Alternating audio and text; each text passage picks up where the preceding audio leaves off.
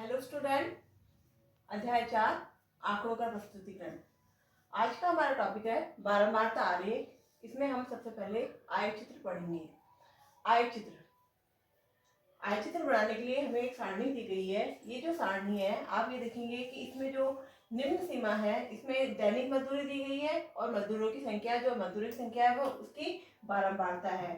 तो यहाँ पर जो दैनिक मजदूरी है, तो इसकी जो निचली सीमा है और जो ऊपरी सीमा है, वह ऊपरी सीमा निचली इस अगले वाले ग्रुप की ऊपरी सीमा के बराबर नहीं है। इसका मतलब है जो ये सारणी दी गई है, ये समावेशी सारणी है।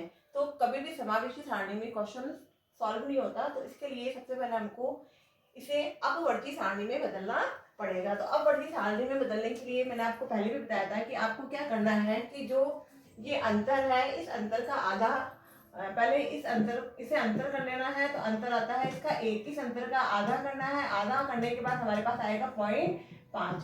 तो अब जो ये ग्रुप है 45 से 49 का, तो इस ग्रुप में इसे लेस कर देना है। तो लेस करने के बाद हमारे पास आता है 45 में से जब हम 0.5 लेस करेंगे तो हमारे पास आएगा 44.5। तो एक बार अब अपर सीमा प्राप्त करने के लिए इसे जोड़ देना है।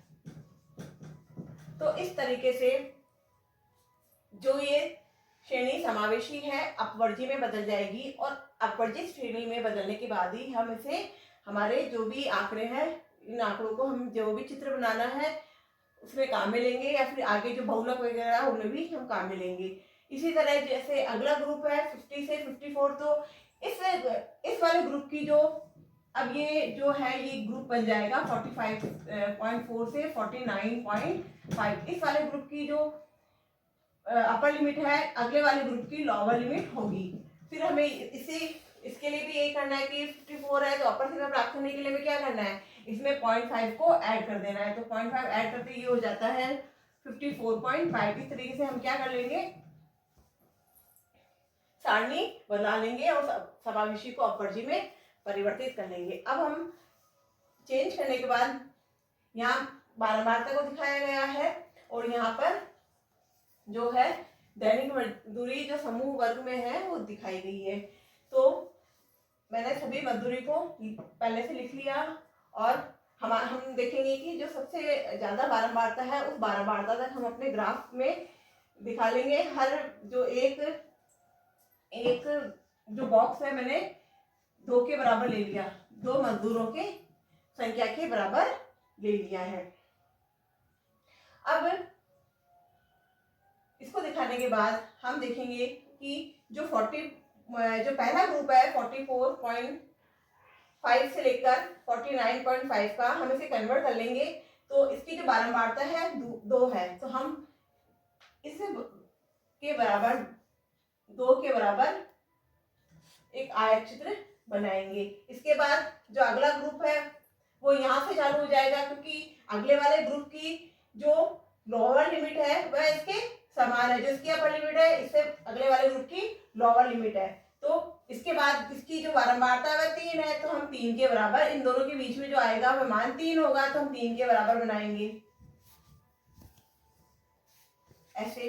इसके बाद जो अगला ग्रुप है उसकी बारंबारता 5 है, तो हम ये 5 होगा, तो हम 5 के बराबर ऐसे बना लेंगे यहाँ पे।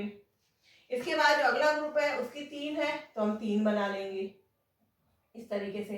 देखिए, इसके बाद जो अगला ग्रुप है उसकी 6 है, तो 6 के बराबर बना ली, फिर 7 के बराबर बना ली। इसी तरीके से 12, 13 हम सभी ग्रुप के लिए आयचित्र बना लेंगे। यह आयचित्र का जो आयताकार होंगे और ये आयचित्र हमेशा सतत चरों के लिए बनाए जाएंगे, विविध चर के लिए नहीं बनाए जाते। इसके बाद क्या करना है कि हम इस आयचित्र के माध्यम से बहुलक निकाल सकते हैं। तो आपको ये देखना है कि जो सबसे बड़ा आयचित्र है उस आयचित्र के पास वाले आयतों को के छोरों को स्पर्श कर देना है। इस तरीके से स्पर्श करने के बाद दोनों जो छोर जहां मिलेंगे उसको मिलान करते हुए एक रेखा बना दी जाती है। अब ये रेखा जहां मिलेगी आपके ग्राफ पेपर में, तो ये 80.6 के लगभग मिली है, तो ये जो निकल के आएगा ये बहुलक निकल के आएगा, बहुलक का मान निकल के आएगा। इस तरीके से आयतचित्र बना लिया जाता है। इसके बाद सेकंड हम पढ़ते हैं बारंबारता बहुभुज। बारंबारता बहुभुज आयतचित्र से ही उत्पन्न होता है।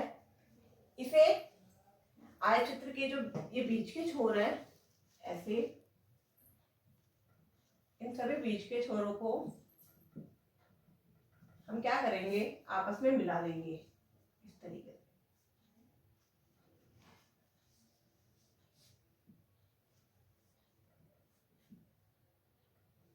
देखिए इस तरीके से।